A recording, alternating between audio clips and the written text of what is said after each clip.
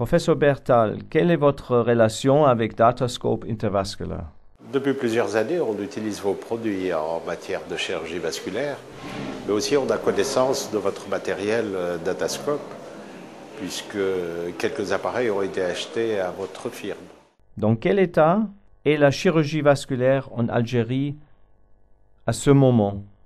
La chirurgie vasculaire en Algérie est relativement récente, puisque depuis une vingtaine d'années, elle a commencé à être pratiquée d'une façon continue. L'Algérie est un pays en transition épidémiologique, c'est-à-dire qu'on a eu les problèmes des pays sous-développés pendant longtemps, les problèmes épidémiologiques donc afférents à cette pathologie.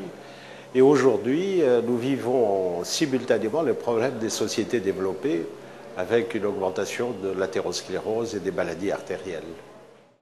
Quels sont les plus grands défis en chirurgie vasculaire en Afrique du Nord?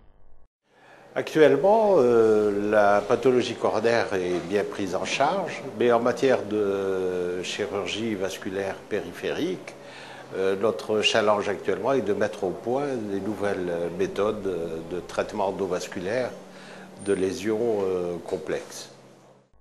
Comment se présente la relation entre la Société de chirurgiens vasculaires d'Algérie et de la France? La plupart des chirurgiens algériens ont été formés en France. Et donc nous avons gardé des liens assez étroits avec les équipes françaises avec qui nous travaillons. Les équipes parisiennes particulièrement, les équipes de Strasbourg aussi, dans le domaine de la greffe rénale par exemple et d'autres pathologies.